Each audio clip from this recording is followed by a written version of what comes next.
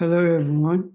Today is February 9th, Sunday, a day filled with opportunities for us to enter another session that could the humanity and this lifestyle. So let's get started so that we can put positivity into the macro and bring all of humanity to a place of stability.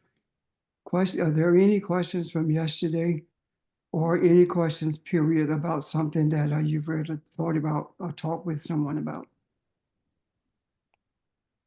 Yeah, good morning, Pastor. Good morning, everyone. This is GC in Philly. And I'd just like to say that I did have an opportunity to see, the podcast yesterday, and I know we were talking about protection.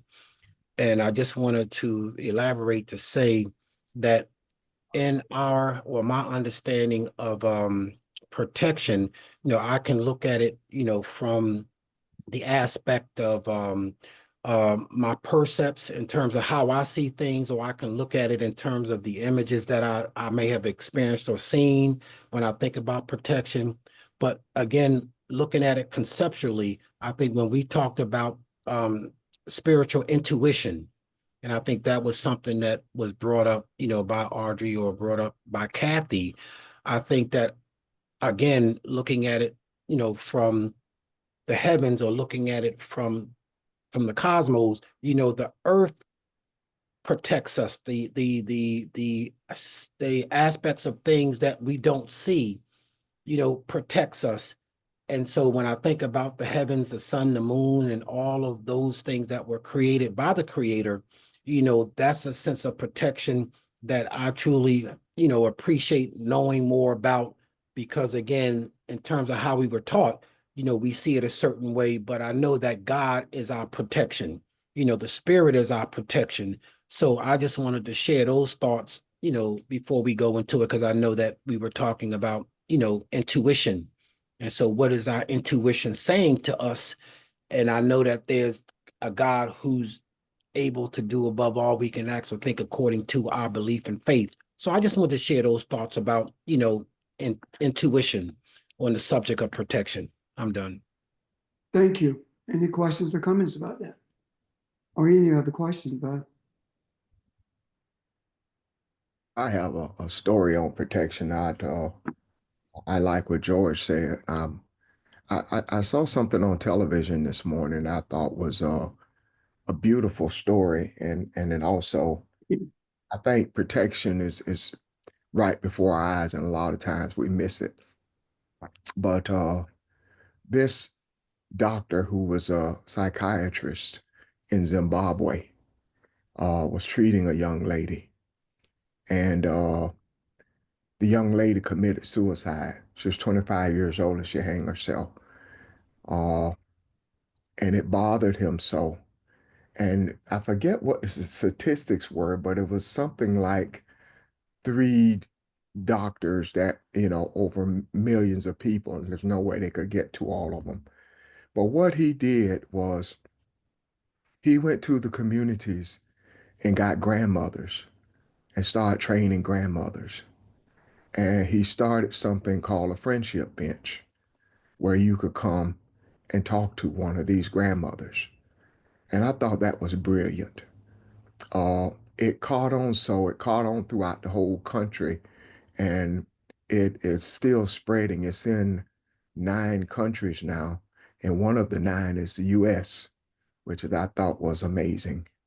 But I just thought that was, feminine energy protecting her people. I just thought it was a nice, not only a beautiful story, but kind of fits what we're talking about. Thank you for sharing that. Appreciate it. I see. It took me back to when most of us grew up. Most of us talk about grandmothers, grandfathers. We talk about um, how we were guided by their wisdom. Is there anyone would like to speak to this or anything else, please?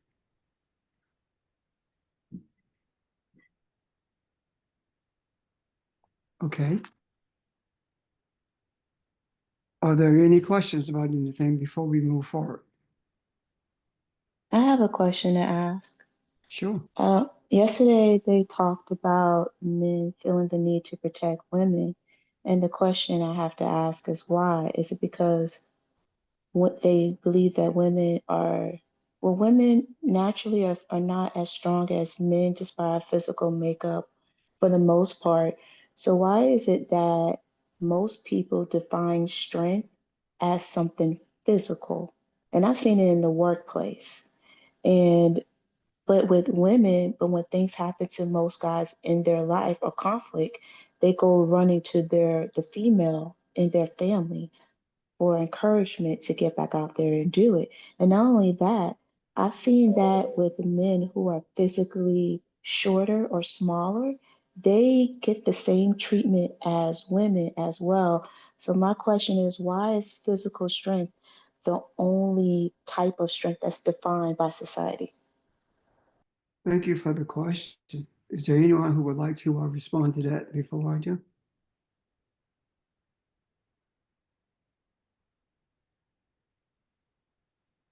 Yeah. Good morning, Pastor. I'd like to respond to that. And Myra, in my thoughts about that, because of indoctrination in terms of how we were taught, that was the perception that was put out there in the macro.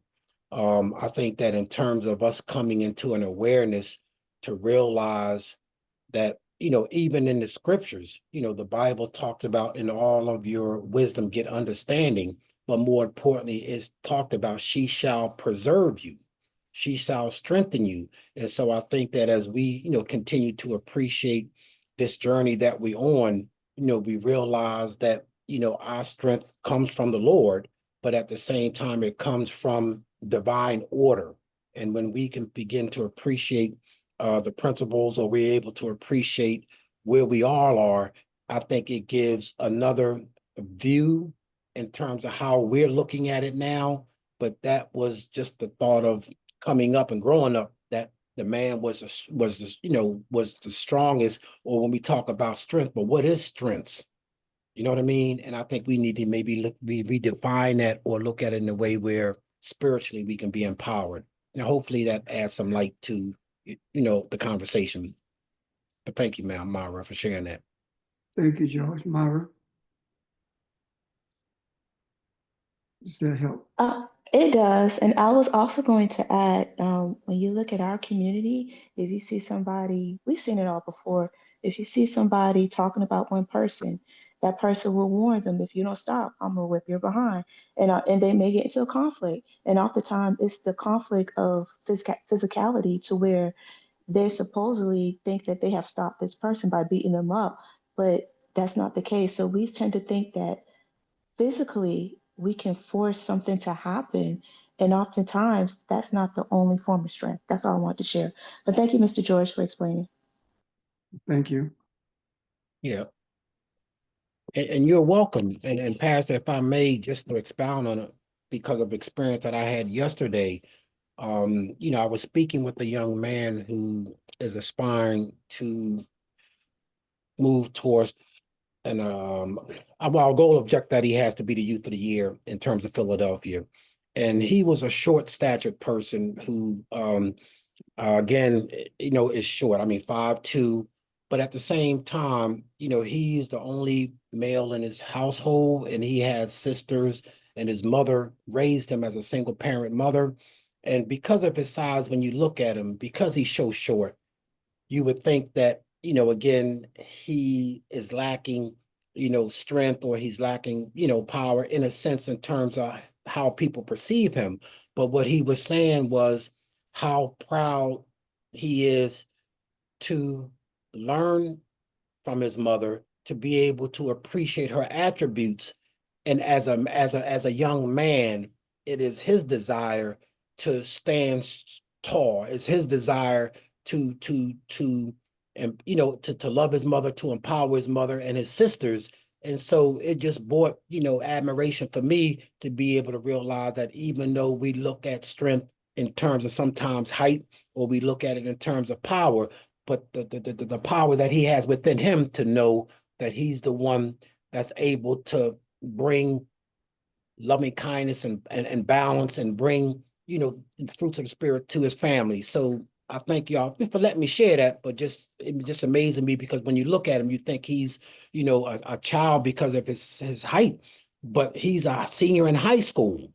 You know what I mean? And is participating in activities, in terms of leadership. But if you looked at him, you wouldn't think that he would have that kind of power. So again, just an experience that I encountered to make me appreciate that it's not by height, nor by power, but by his spirit, saith the Lord. I'm done.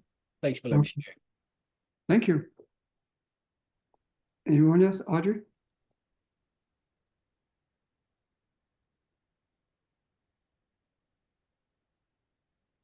Okay. I thought Audrey had something to say earlier. Adding to that, we as George said, we have been taught that the only strength is physical strength. And that's the primary thing that has gotten us in trouble.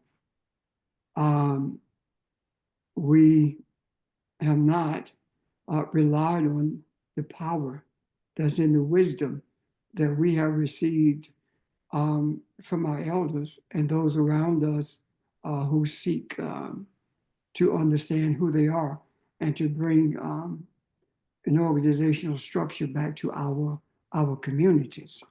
And this whole idea of brute strength is the principle that is behind street gangs and criminal organizations. That was not ours in terms of this brute strength and gangs and community gangs that terrorize our communities. This type of terrorism I trace back to the origin of Europeans and how they were extremely violent towards each other. And we have grown in this environment of violence when you consider that what is less than 50, out of 250 years is less than 50. Actually, I think it's less than 25 that this country has not been at war with someone. So we have been fostered in a violent environment. And we are speaking now, and the words that we are speaking into the macro, it is our desire to not just curb that violence, but to end it, because it's not only detrimental to each one of us, but it's detrimental to the actual mindset of humanity, period. It weakens the bonds between humans rather than strengthen it. The primary purpose of violence is to take something that you want, or to punish somebody for something that you did not like, that you do not like about what they said or what they did. So I think when we look at it from that perspective and realize the purpose for which it is used, as well as the results of it being so detrimental, we will do everything we can to avoid those circumstances that put us in a position to end up with violent reactions or responses to things. Myra?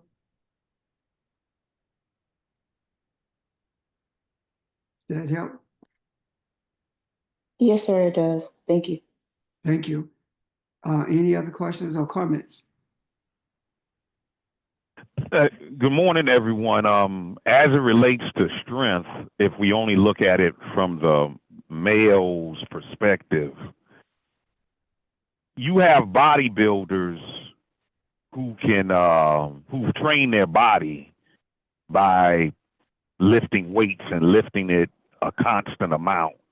That's one area of strength. Yet then there's the other strength of from a male he's form strong. Now, the person who's form strong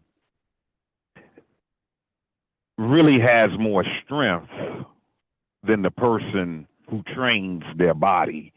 When you're form strong, it's very brutal. That's all I had to say. And if anyone could, understand the difference between being form strong and someone who is just physically chiseled as a male, there is a difference. If you ever got to engage them, you engage someone who's form strong, even if it's in a debate, you will know it. Thank you very much. Thank you. Thank you, George. I want to see if Audrey, you back? Did you have anything to add to that? Well, I was going to respond, but I think George and everybody else said what I wanted to say. So I'm good. Okay, thanks. Can I say something? Sure. I want to read something to you. I'm in Genesis 2:21. So the Lord God caused a deep sleep to fall upon the man, and he slept, and he took one of his ribs and closed up the flesh at that place. So we've always looked at that deep sleep, and we talk about the woke generation and what that looks like. We've also talked about the fact that you don't see in scriptures where God woke him up. What if God closing his eyes was the actual awakening? What if the awakening was looking and seeing yourself internally as opposed to opening your physical eyes and seeing what's external? So what Myra, the question she asked, we are used to operating in this world from a position of sleep. We are not. We are in the process now of awakening. We're going back internal and seeing things from that perspective rather than from external. So as we have walked through this generation after generation in a position of sleep, simply because our eyes were open, we have not understood who we are and understood strength. And we've understood everything, not only this, but everything from a extremely non-spiritual perspective. So everything that we know is physical. Everything that we know is take and brutality, because we've been asleep rather than being awake, as we are trying to regain right now. I can see it from that perspective. Being asleep to who we are, not being aware of who we are or who we were created to be. I can see that. Is there anyone who would like to respond to that or have anything to add to it?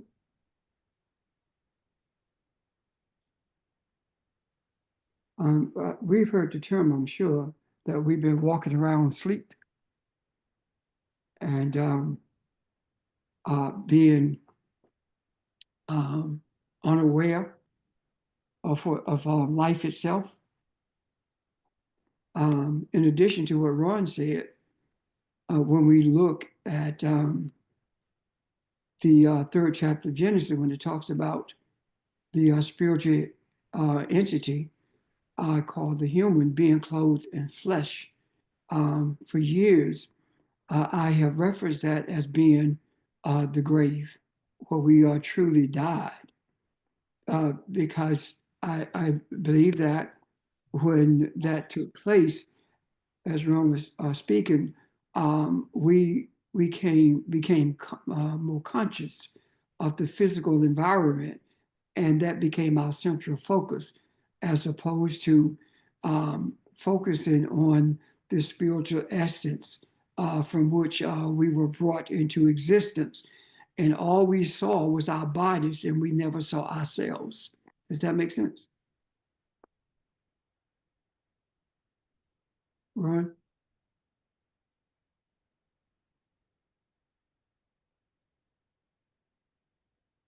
Hello?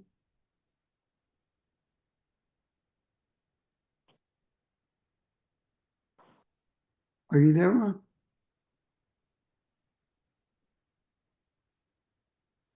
You're muted if you're talking. So, okay. Anyway, What go ahead. I was gonna say while Ron was muted, on the heels of what you said, I think what happens, when we break it down to just every day is that we get confused on what's actually important. And so, going back to what's important, we make certain things the priority, and that's what's important. And then that can be a place where all your physical and mental energy goes because, you're asleep, you're walking around, or you're confused, you're misguided about what's important. And so you almost put so much of your physical and mental energy into fighting for what you perceive as important until you understand at some point that it doesn't mean anything, and you've been placing that value on the wrong thing. And just another comment about men and the physical strength, I do think men possess a mental strength as well that we try to uphold, and I think that's why we keep so much inside and to ourselves, and just there's an imbalance there as well between physical and the mental aspect of things. But I think you're always taught that you have to be strong physically and mentally, and you try to always overcome and do things on your own. And so you still don't know what's important there, but then once you find out true identity and find that that's the important part of it, I think that's where the shift comes to where the physical and mental strength is brought more into balance once you find out what's important. Thank you, sir. Anyone else? Good morning. This is Barbara. To piggyback on what Esther said and what everybody has said, I contend that the definition of strength that we've been given and that we've been Speak up a little told, bit, Bob Jean. I contend that the definition, do you hear me now? Yes. Okay. I contend that the definition of strength that we've been given and that we've bought into has been based on physical prowess, physical strength, physical will to be able to do something, physical power to be able to do something against somebody, to push against. I contend that the greatest strength is that which is non-physical. That is, as S talked about, the strength of the mind, the strength of will, the strength of power. The strength, it takes a certain amount of strength to yourself and who you really are, rather than to your body, as S talked about. It takes a lot. If it did not, we'd have more people willing to see themselves genuinely for who they are, rather than compare themselves to somebody or something physical. So I contend that that's the greatest strength initially, is really see who you are. There is nothing greater than the strength of a family to take an approach that I am going to teach my children all that I can teach them about who they are, so that they can thrive in the world. And not even say anything about, if somebody knocks you down, you knock me right back down with your fist. That's not what I'm talking about. There is strength in in my life, in doing things according to universal principles, rather than the principles um, of man. Thank you. Thank you.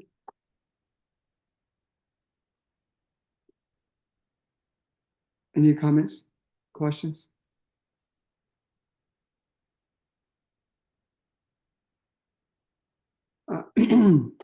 Based on what we've been talking about, the idea of spiritual strength versus, as opposed to rather physical strength. Based on that, I think it opens up something. However, before we get into that, I would like to ask especially the females who spoke in reference to the things we have been talking about with the way the abuse that females have endured. I want to see if you are in a different place now than what you were a couple of weeks ago when we first started this in-depth journey and looking at femininity.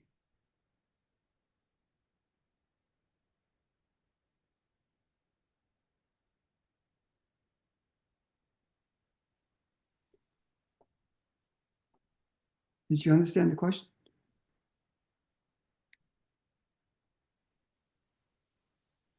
Or are you in a different place?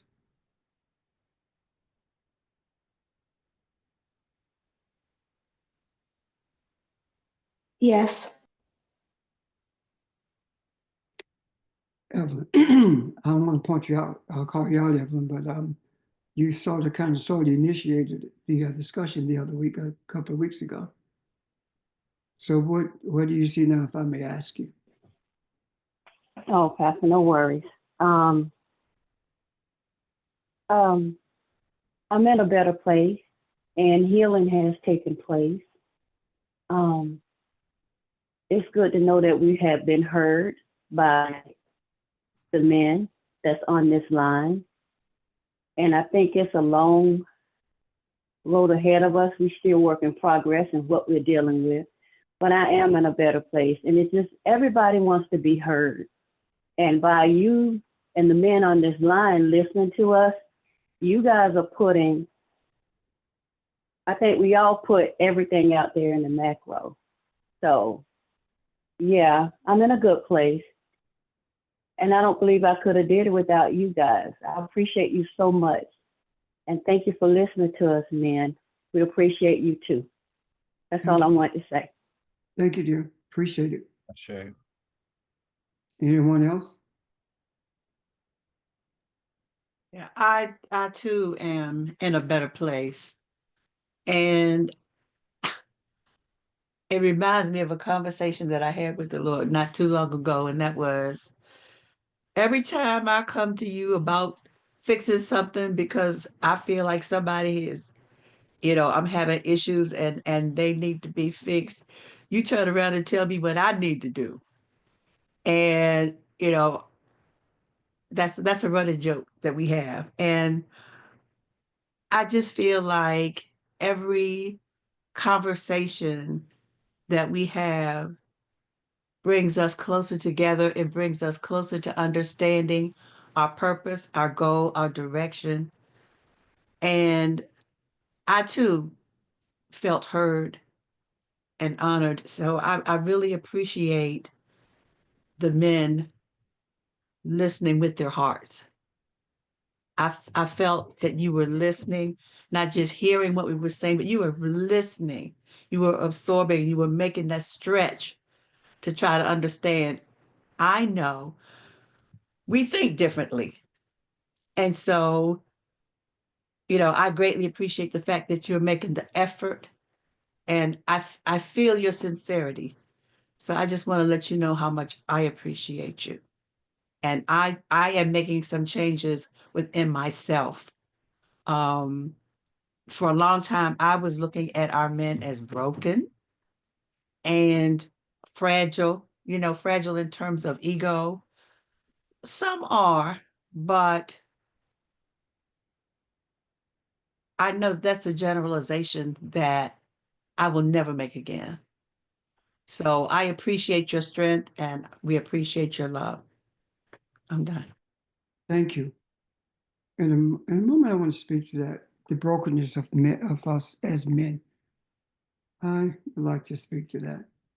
But first, I want to see if there is anyone else who would like to respond to the question that was raised.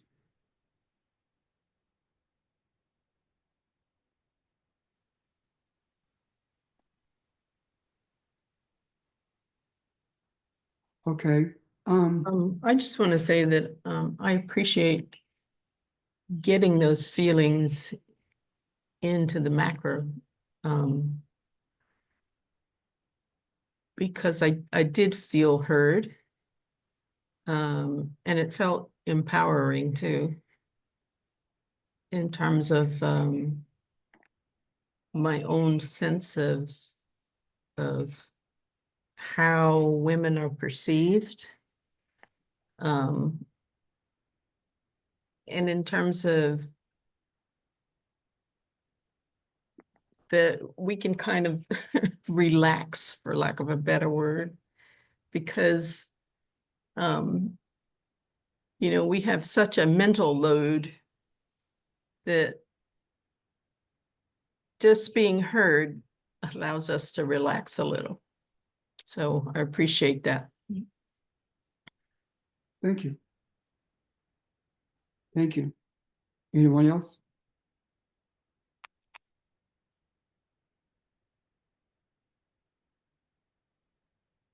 I'm glad that there was a positive effect, and I am also glad that I'm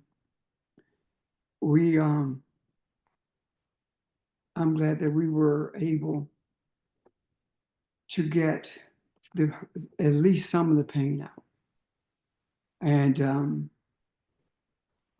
get to an understanding as men primarily, so that we would be on the same page, not only listening, but really hearing what not only being said, but the emotion, the pain that came with those words that were riding on the backs of those words that were uttered. It felt like it's almost like a shovel being used to dig things from the depths of your soul that needed to be brought to the surface so that it could be exposed to the sun for the purpose of healing. And I think it was paramount that we do that because your hurt and our hearing is in the back row. And it has to be, it will enhance the relationships between male and female, the masculines and femininity. However, I still want us to think about something else. I was talking with Ron the other night, last night I think it was the night before, when we were talking. And one of the things that was mentioned, Ron mentioned, is that we're talking about the brokenness of men and what that looked like. And I would like for us to look at that. And one of the major reasons I would like for us to look at that is because I want to see,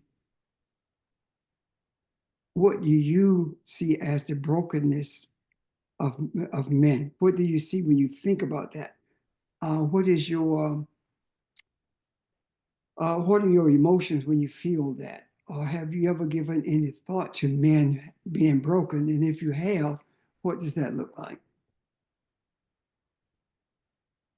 Is the question clear?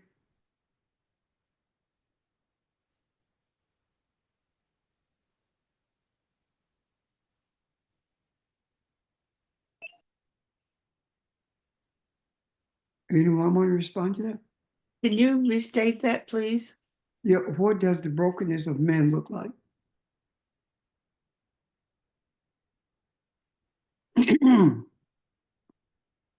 Well, Reb, in your question, I think it may sound better if a man answers that question. Now, I don't want to be the male to answer that question, yet I think it's a fair question, and I think it's a fair question to the group. Yet it may be only a man can answer that question. Thank you.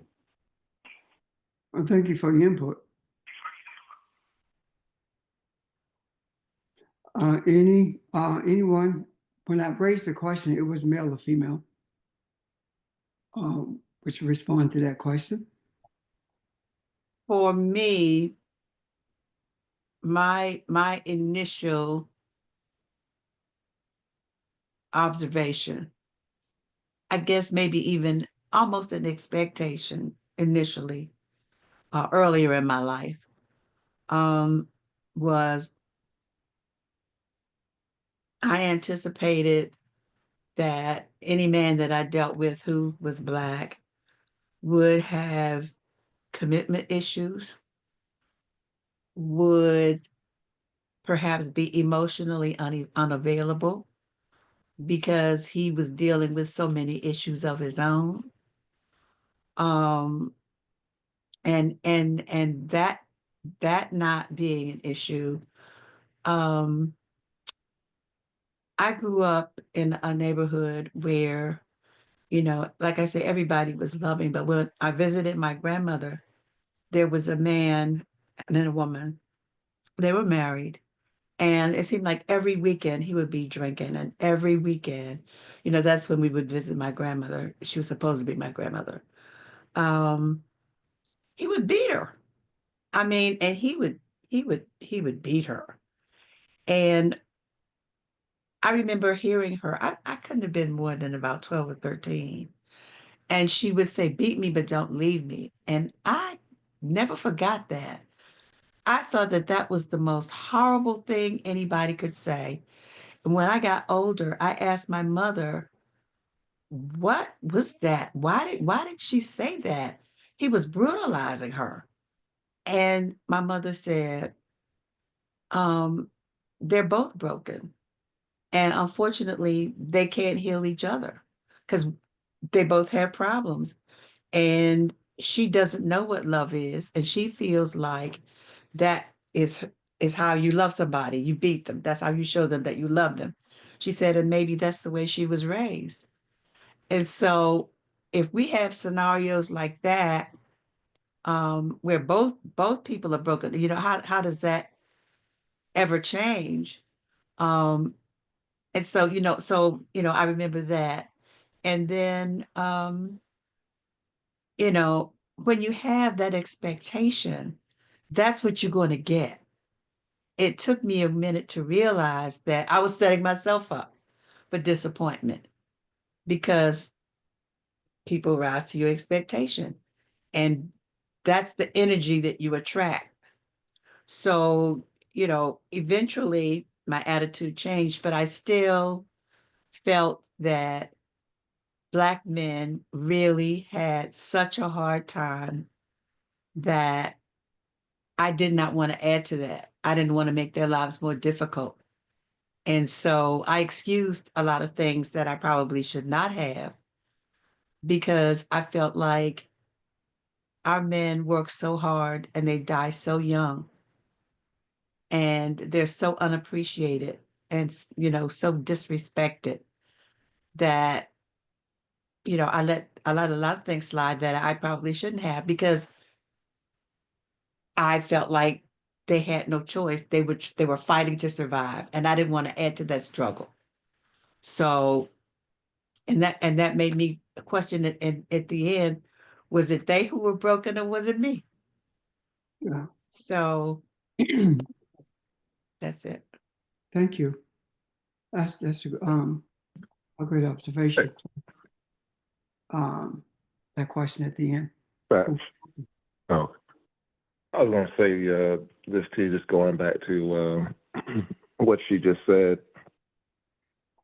I guess you asked about, and just talking, and even when guys are joking, with each other. I think two things that always come up when men are talking to men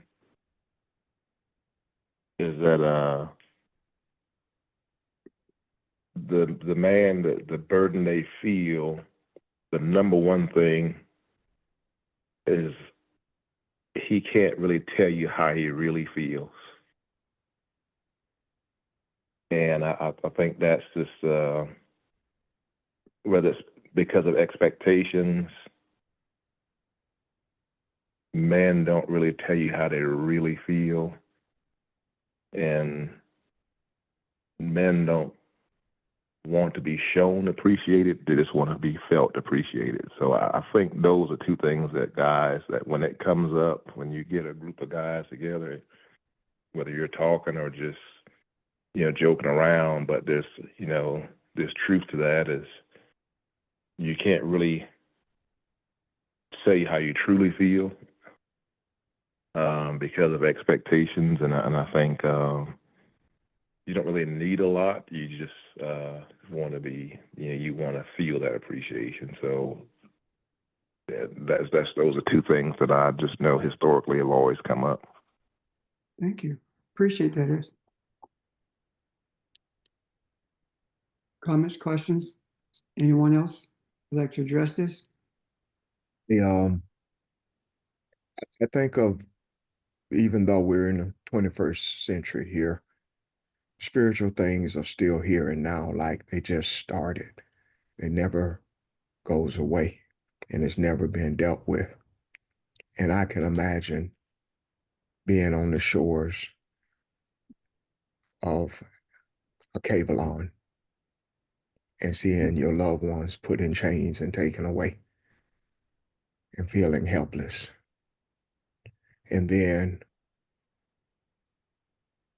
seeing your women become pleasures of what you hate, and moving it forward, you get to the point where you hate your captors, but you cannot express that. And further rage builds up in you. And because your women are their pleasure, you begin to hate your women.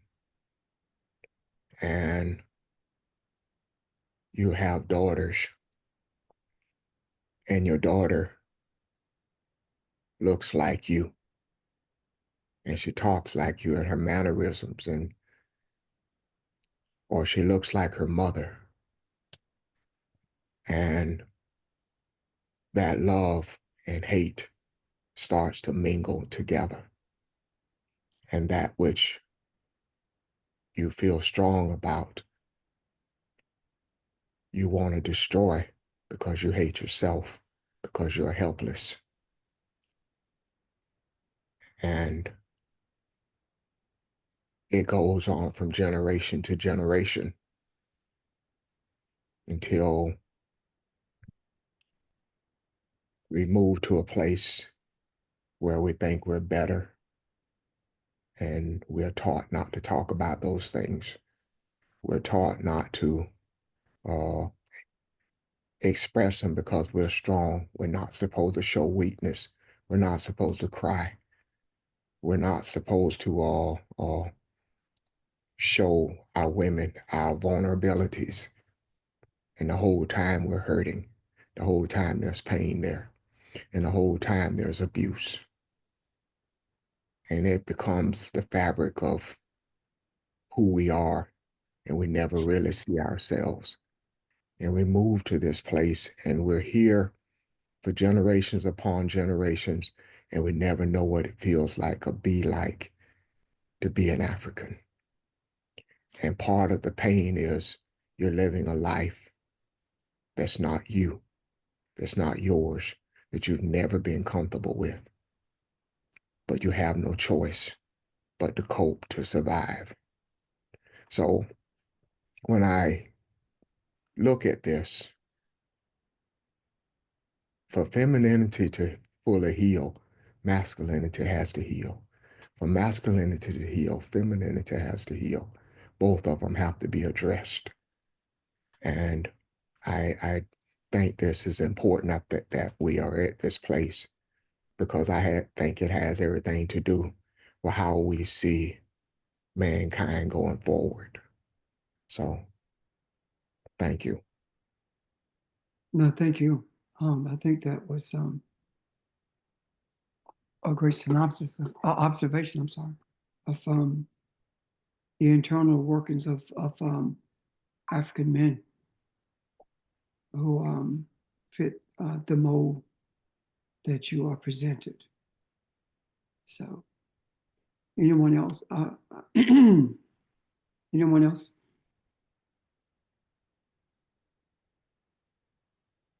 This is Valerie. I was thinking about the relationship with the father, like how did men have, how was their relationship between them and their fathers? If I can, when I think about, well, two of my brothers, I can say that even though our father was not around, I say that I would say that they grew up to be gentlemen to me. There's one that's older, there's a year older than me that was questionable, but I'm gonna leave that alone. And then I think about my ex-husband. He didn't have a relationship. He knew his father, but he didn't have a relationship with his father. And there were some issues that he had, some things that he needed to deal with. So, yeah, that's it. That's all I got to say. Thank you, Val. Appreciate that. Anyone You're else? welcome.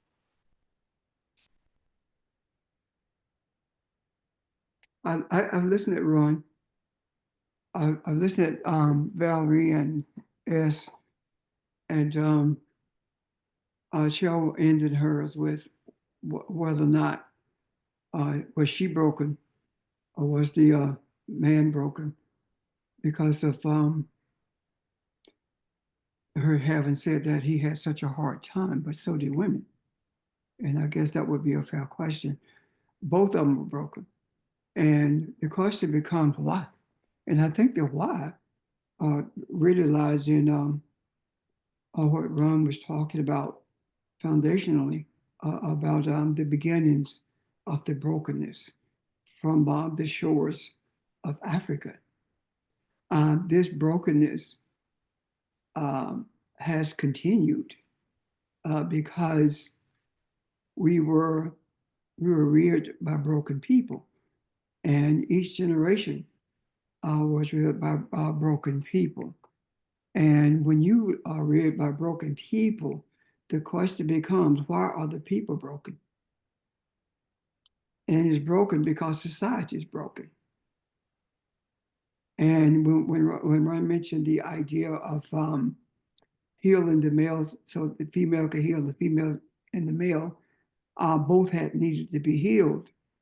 And there is no healing for society. There is no healing for this human environment until there is healing for masculinity and femininity. Because society, or let me say, the human environment was broken by people. It was not broken by the Creator. And people have to be made whole again before the society can be made whole. Am I making sense so far? Any questions about that? That makes a lot of sense. You're making a lot of sense, Pastor. Thank you.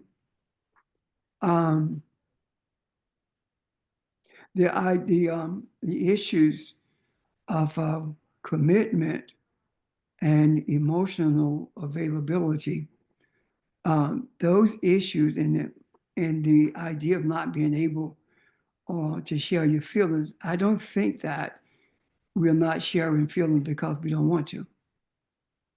I think that we're not sharing feelings because we don't know what they are. And they're so deeply ingrained in us, the brokenness, until it's difficult to speak to it. Why? Because we have, not only are we broken, but we have also been taught that we are not broken, that we are strong. And when we are taught that we are not broken, never have been, it's the women who are broken because they're weaker. When we are taught that, then that exacerbates the issues when it comes to our interpersonal relationships and the lack of the availability of emotions. The idea of a man not supposed to cry is ludicrous. Tears are directly attached to your emotions, and men are not supposed to express emotions. Well, what have we been taught by society based upon the treatment of our women that we were exposed to, in addition to our being angry because we could not respond to the way they were being treated? It's like we were reared to build on that, and both of us, male and female, ended up in emotional wreck. What do I mean by that? Older men say to younger men, ask them at a younger age, have they begun to have intercourse yet? They don't act like that, but I'm not going to use the words that they use, the ones that I've heard in my lifetime. And that in itself instills in a young mind that a female is for your pleasure, as opposed to a female being someone you are to respect, someone who you are to embrace, and someone who you should have emotional commitments to. The commitment issue is very, very complicated, because the commitment issue not only deal with what we experience in terms of the way our women were treated from the moment that they were captured in a Kabbalah, but what we have had to deal with since then also. When it comes to commitment, when you sit there and you see that your family is being broken up, the New Year's Day, you're there and your family is being sold to different plantations and being leased, and you don't see them again. And then when you come to what is called being free from slavery, and you get into the early 1900s up to the mid 1900s, you see men making every effort to support their children, their family rather, I'm sorry, and having to leave, especially from the South to the North, to be able to make some kind of money to support their families. And then as soon as the captors figure out what you're doing, they increase rent and they increase the cost of food. And now you can barely make a living for yourself. And that kind of a commitment is broken that you had before you left. And now there's a sense of being ashamed because you can't do what you were supposed to do. So what do? You bury it. And now when you have all this buried inside of you, and you're told that you are strong, and you're told that subconsciously now you believe that a woman is there for your pleasure. So now that's how you respond to females. And that commitment is not so much you don't want to do it, as much as it is subconsciously you're afraid of it.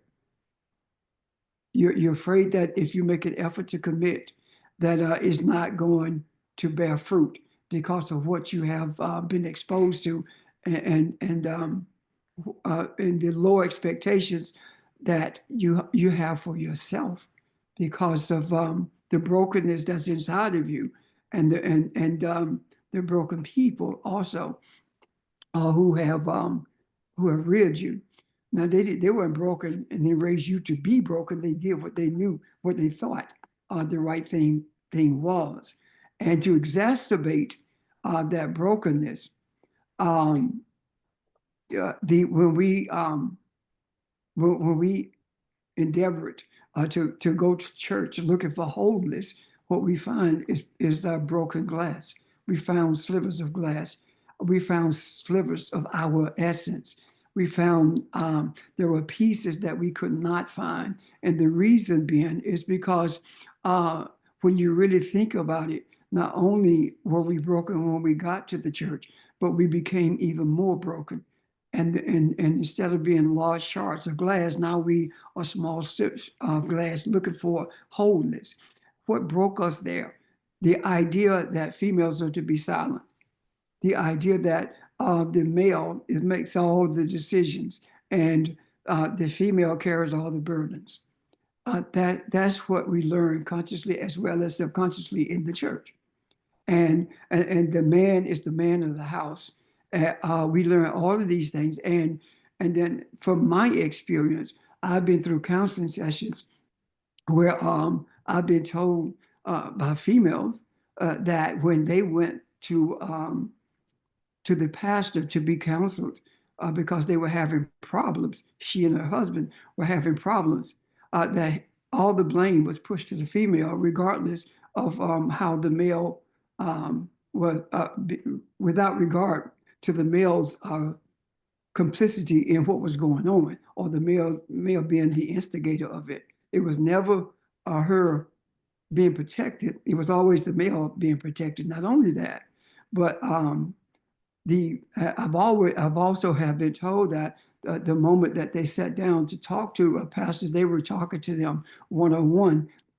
They heard it again by virtue of the pulpit or through the mails, because the pastor said something to them, or he hit on them himself. And why did he do that? Because he broke it.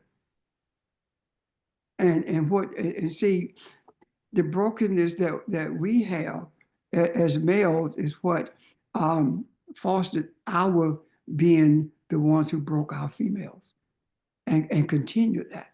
And the breaking of them did not start with a desire to do it. I think the breaking of them would be found in the statement that was made earlier about feeling like you're impotent, that you have no power to stop the abuse and the rape of our females, and especially those who, when we were forced to be breeders and had to have intercourse with your mama in order to be a breeder. And that's where that word EMF came from. So those things break both of us. It breaks the male and the female. And that's passed on from generation to generation, even though those physical things may not be engaged in during that period of time, but those emotions have not been dealt with. They have not been brought to the surface. So it's possible for healing to have taken place. And I want to stop here to see if I'm clear, if I'm making sense, if there are questions or comments. Or am I in line with what has been said earlier by those of you who've spoken?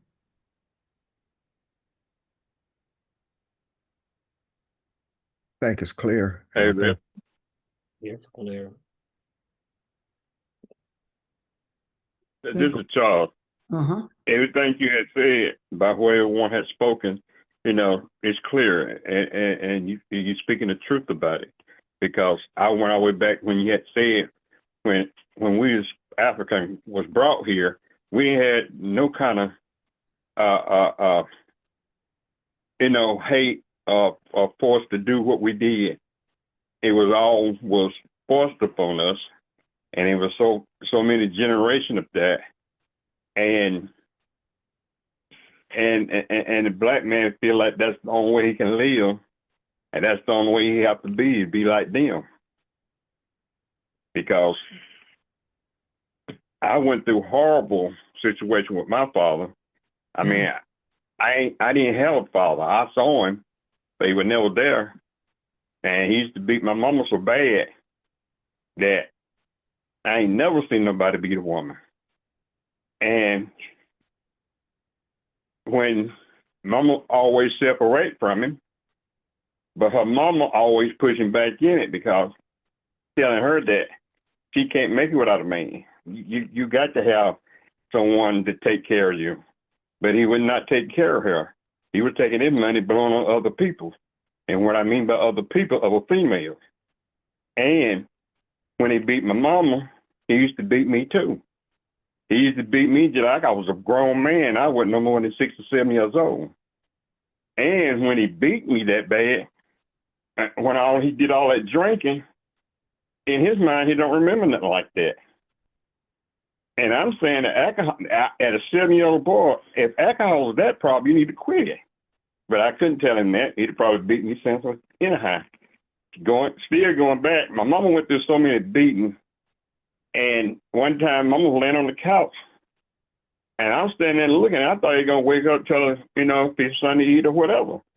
He took his knife out and started cutting her on the arm. Blood just jumping. And I didn't see but white meat. I was so scared. I didn't know what to do. I thought he was going to kill her. And now, every time he used to beat my mom, he used to beat me. And I figured that he was doing that because every time mama left and he comes over trying to get her to come back home, mama come to ask me, you think we should go back home? I said, no, I don't think we should. Now, I was no more 8 years old. I got tired of the butt whipping, beating. I ain't talking about whipping on a stick. I'm talking about a grown man beating you with his hands, fist, or kicking you. Yeah. And every time mama did that, I look and see my daddy, it make my daddy when I say no. That's and so he got beat. He used to beat me senseless. I mean, when I used to get in a fight, I was scared to fight. The way my daddy beat me, he broke me bad. I ain't never been broke that bad. Yeah. And he used to beat me so bad, he threw the chair and broke it on me. I ran out of the house with no shoes on, and I had to sleep in the barn in the snow. Charles. Yeah. I don't even know what to say to that. I don't. That's horrific. And that's my God. And that's not just. I knew God was in my life, but I didn't know nothing about no God. Yeah. The man put a gun in my head and snapped it. And the gun just kept snapping and wouldn't shoot. Then he turned up in the air and shoot it, and it shot like I don't know what. But every time he threw it on me, it wouldn't shoot. That tells you a lot. You were here left for a reason. And maybe part of that reason is right now. The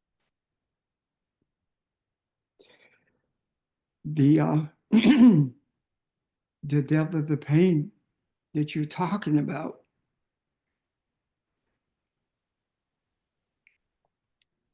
yes, it's self-hatred because of what he and others had gone through. And I'm not making any excuse because there is no excuse for that, none whatsoever. And the description that you are given of your upbringing, there were so many like that. And that brokenness passed on from generation to generation. And I cannot say how glad I am that it stopped with your generation, with you.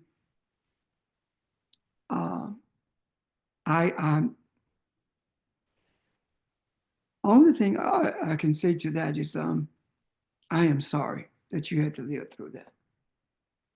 I'm sorry that you had to endure that.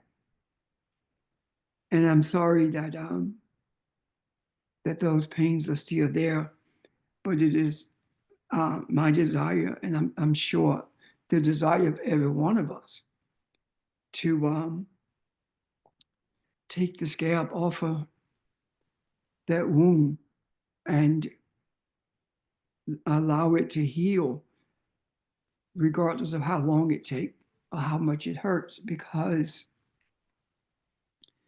going forward is virtually impossible until the healing takes place.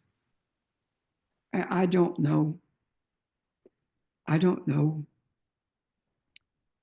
how others are receiving this.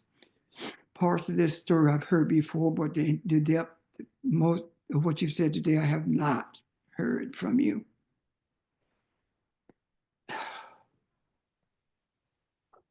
Is there anyone else who would like to speak to this, This is to help with Barbara. this healing? Yeah. This is Barbara. Uh-huh. Charles, thank you. I not only heard the pain, but I felt it from a woman's perspective. And I can only imagine from your mom's perspective what she felt to see her child treated this way as she was. But know this, you have so much strength now, regardless of what happened to you earlier. You are partially the man that you are now, deep-seated in spiritual things as a result of what happened earlier. You speak on behalf of men everywhere. Ron, Dr. you all spoke on behalf of men everywhere. So we heard snippets from different perspectives that give us a picture of why and how you respond today. But what I am saying is I am thankful that in spite of all of that, that you guys are the strength of spiritual leadership that guide what we have today in terms of knowledge, what men will be able to pull out of the macro, what women will be able to pull out of the macro. And on behalf of women, what I can say is I am so sorry. I'm so sorry that you guys have to deal with that, to see your women taken, to see your women raped, to see your daughters raped. I am so sorry. But in spite of all of that, I have such joy in knowing the spiritual men that you are now. And the fact that not only do you accept me, leaning feminine energy, and cherishing me as feminine energy, not only do you do that, but you're teaching your sons a different way now. You're teaching your daughters a different way now. And so, thank you for sharing that. And just know that I have the highest respect for all of you because of who you are in the now. Thank you. Thank you.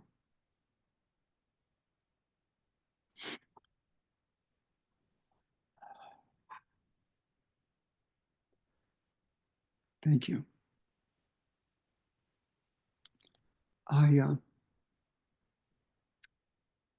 Is there anyone else who wants to speak to George?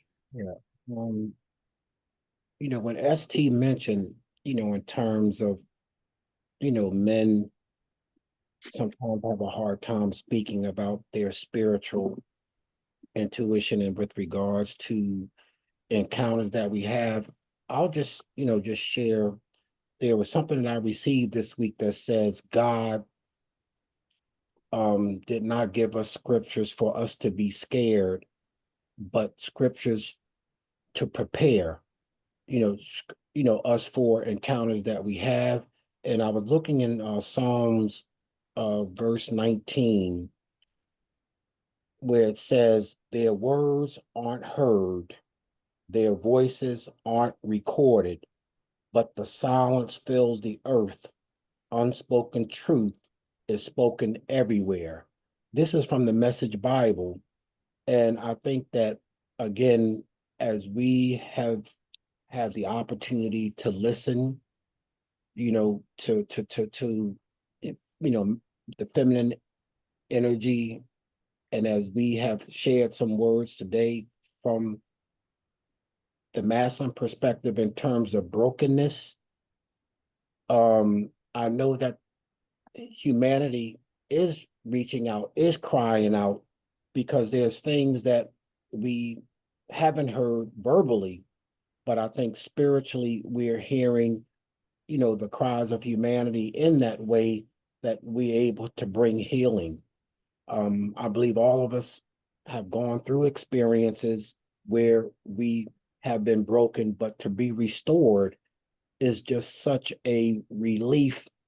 And I'll just share, personally, that growing up and having the opportunity of having both my parents in my life, I believe that my brokenness started when I went to church. And when I say my brokenness now, I'm only speaking of it in terms of my paternal father, who didn't go to church, but, was a very spiritual man. However, I did not understand that or appreciate it because I was in the church and I had a Caucasian pastor who really I saw to be like a father-like figure. And what I'm coming to understand today is why it's important for me to appreciate, my father's spirit, because again, it just was words that I have not heard. The voices, wasn't recorded, but his silence, was unspoken truth that I'm able to appreciate today. And again, I'm not able to explain it in totality the way that I feel right now, but I know that the brokenness came, from a situation where I think I kind of removed myself from what I needed to really hear from my father's spirit.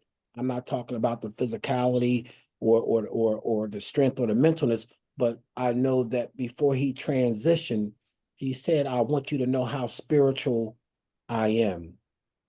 And before he transitioned, it really made me appreciate why nature was so important to him, why he did not want to cause any division in terms of my coming up in the church as far as desiring to be a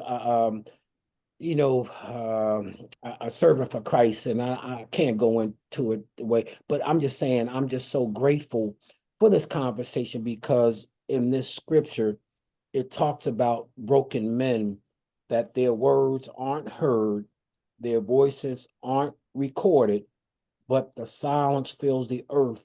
Unspoken truth is spoken everywhere.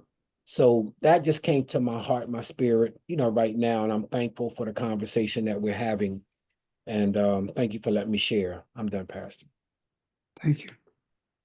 I think, George, on the heels of what you just said, the silence is because we won't speak, because we don't want to be seen as being weak. And now we're beginning to learn what true strength is.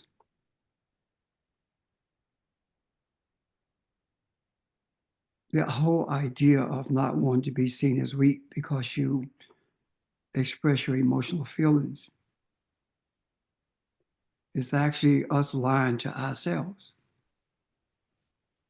We're lying to ourselves in that we are saying that we're not hurting and we're too strong to hurt. The question then becomes, when we talk about being broken, what's broken? What is the thing that's broken? It's not our physical body that's broken, even though it results in that sometimes as Charles described. What is it that's broken? We say that you have a broken spirit, but we don't have a broken spirit. Our spirits are never broken. What's broken is our sense of self because it's been beaten out of us. What's broken is our knowledge of emotions, our unicity with the emotions that we once had. And we have come to believe, because of that, what we've been taught, that emotional expressions come through male-female affections, when that is not affection at all. It is simply lust. But we have been taught to buy into that. When we look at who we truly are, we began to see that our emotions is the thing that needs to be healed from the lie of that we're too strong to have emotions, and from the weakness that we have been taught when we were taught that men are not supposed to cry.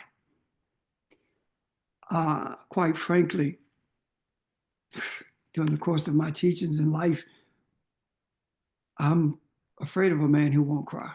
Something is deeply wrong with that. Today, I do believe that what has and is being said begins to not only heal us emotionally, but it also increases a sense of commitment. One of the things that I want to use as an example of subconscious unicity is this. Out of all of the African men who we were told was going to walk away from Kamala Harris to Trump, that was over 50%. It didn't happen. So why did it not happen? It's something innate, something deep inside that wisdom of the cosmic mother, that sense of femininity that's deep inside of us, the wisdom that grants us the understandings of the principles that we are to live by, was awakened, and it didn't happen that way. And because of that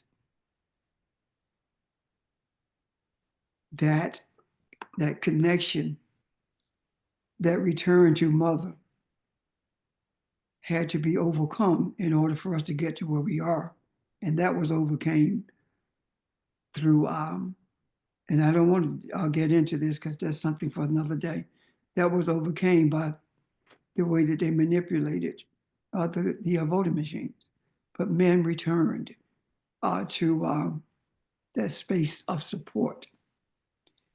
So what I'm saying is we, male, female, if we have not gotten there, we are definitely on the road to that inextricable bond that has tied us together since the inception of humanity in this earth. And the healing that's taking place today is not just a healing for those of us who are able to audibly hear what's being said, but a healing also for those who are privy to the vibrations of the macro, the rhythm of the universe that comes from the words that are spoken and the emotional stress that we have endured, and now that we are seeking to free ourselves from. I want rather, if there is any one of you who would like to speak to this, from even more so from a spiritual perspective in terms of the healing, I would appreciate it if you would now, or raise any question that you have in reference to it. And I do think that I see the reason that we are where we are in terms of our discussion. And I will share that in a few. One question I have is how can we help them? That's desire, your desire to bring about healing, and your recognition of the need for healing, not just within you, but humanity, period, and masculinity, period, especially in the healing that's needed in African men.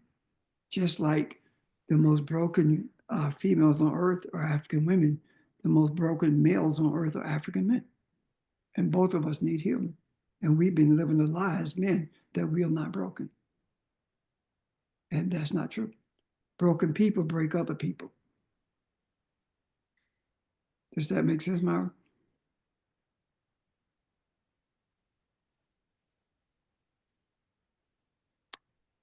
Myra? Yes, sir, it does. Thank you. Thank you. Anyone else?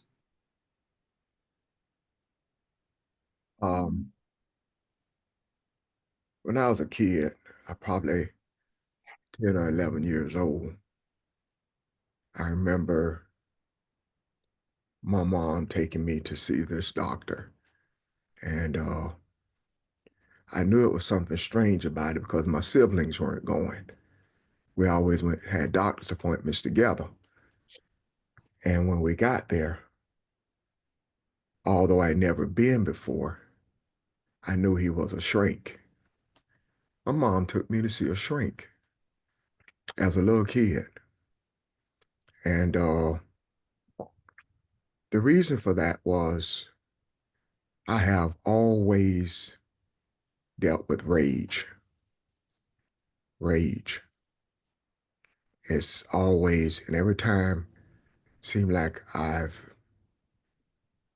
battled it and gotten past it, I see that I haven't. And that's part of the reason why you hear me say certain things I can't hear. I can't follow the news. I can't deal with certain things. But I also think we deal with things in our own way. And the other night, just to pull all this together, we talked about alcoholism, particularly in men. We talked about drug abuse. We talked about a lot of things that I think are anxieties. And I think we deal with things in our own way, our brokenness. And this is one of those things. And I think the beauty of this discussion, of these discussions, is, if you will, sort of a gateway, meaning that as we seek and desire wholeness, we will heal the nation. We will turn to the universe because of our pain, because of our desire. And that would be what we use to heal others. So this looks and feels hard, but I think in the long run, it opens the door for us to get away from our anxieties so much, get away from our own fears, get away from the detailed stuff that we are going to see in the next few months, and concentrate on what we have discussed, not so much the details of it from each individual person, but looking at it as a whole of the brokenness of man, something we can readily identify with. And I think this, again, is an opening to get us further enlightened on the path that we are seeking. So that would be our healing, is healing the nation. Thank you. Thank you. Thank you.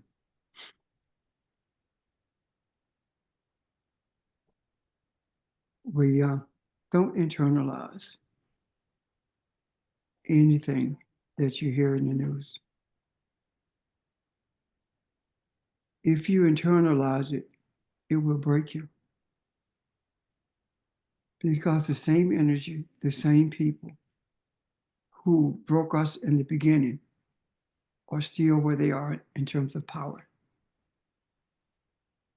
And to internalize anything that's being said to the point where you are uncomfortable or afraid of it, it breaks us again. And if we are to be healed, we must learn to hear it without internalizing it. And if you can't do that, as Ron said, don't listen. Don't listen. Anyone else?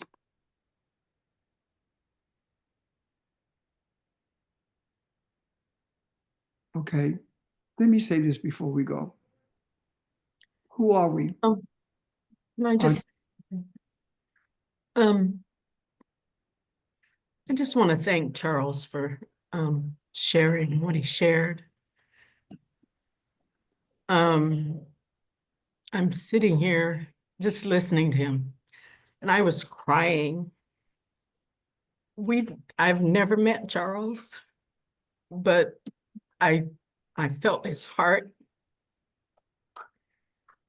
But I also want to say, Charles, I encourage you because just in knowing you on Zoom, I have really appreciated your humor. I've really appreciated your insights.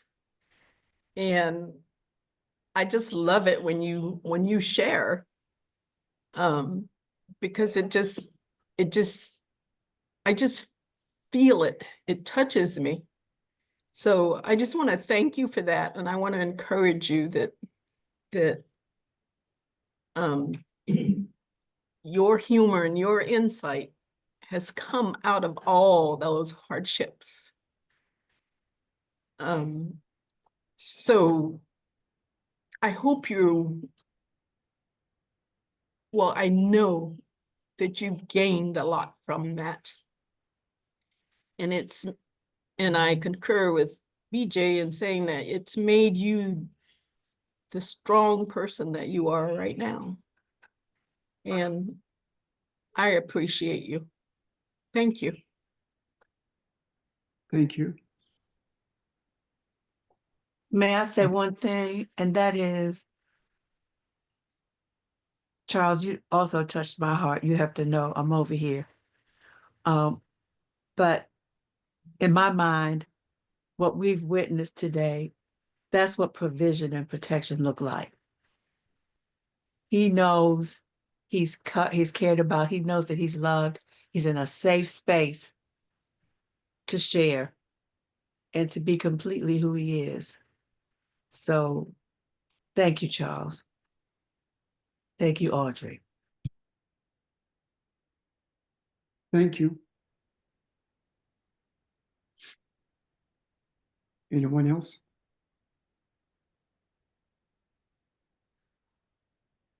Okay. Today, what is our identity? Who are we? I was speaking with some people, actually, as a matter of fact, about how we reach globally. Everything that's been said here, not only today, but in previous weeks,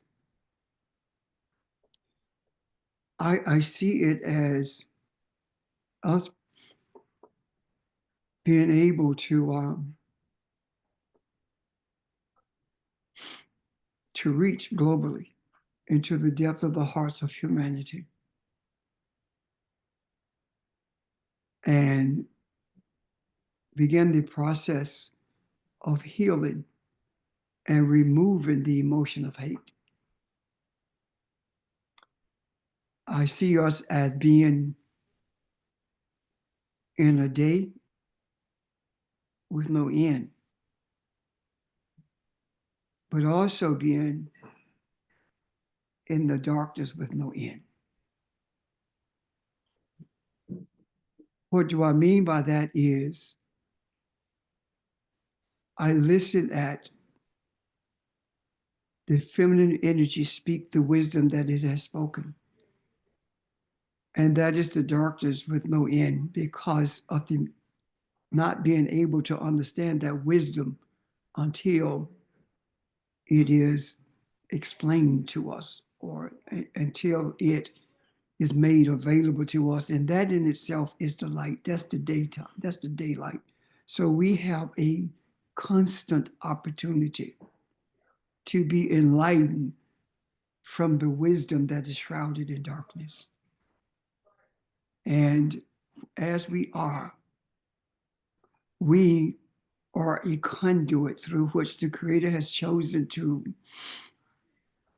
bring healing to the earth. Everything that you see day in and day out, especially for the last month, is simply the scalp being pulled off of wounds in order to bring about healing.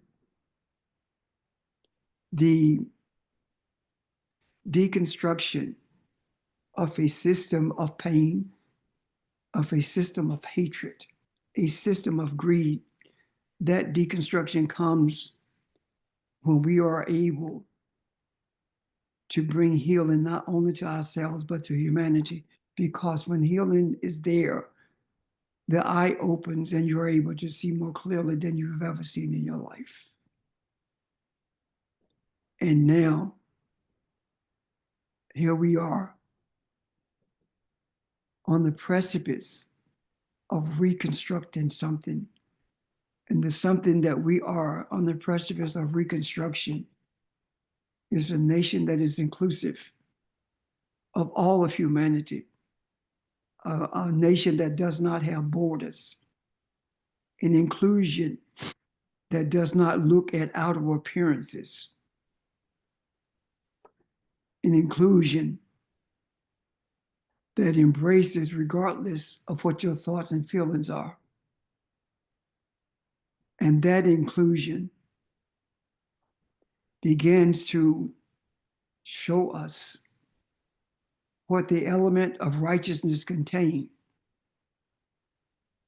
And as we see those elements of righteousness, as we embrace humanity regardless of their thoughts, we are infusing into this earth a sense of righteousness.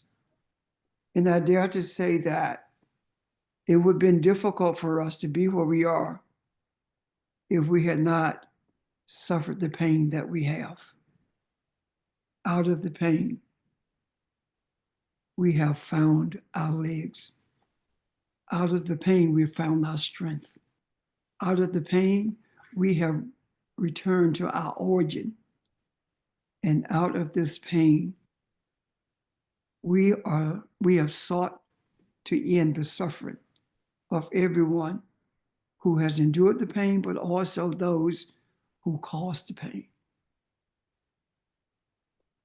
So, having gone through these sessions for years, I am extremely grateful to the Creator. I'm grateful to the universe for having kept us close to its breast so we could be fed with the nutritions of enlightenment so that humanity can be fed as well. This is our purpose, and this has always been our purpose from the beginning. Let's be who we were created to be, and that is the entity that we call God. One, yet many. Having said that, I leave you with the understanding and the hopes that this day will not end. It will continue to be enlightenment so that we can enlighten the world. Our truth is the world's truth. Our truth is the truth that has been given to us from the universe. And we are birthing it as we have been given it. So be aware of who you are at all times. Monitor your speech and your thoughts. And don't embrace based upon what someone makes you feel. Embrace humanity because there is a deep need for humanity to be embraced. You love. Spread it. Be strong and be who you were created to be. And we will see you tomorrow evening at 6 o'clock. With much love, I say enjoy the rest of your day.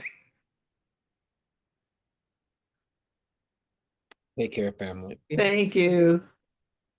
Thank Take you, care. everyone. Thank you. Thank you. Bye.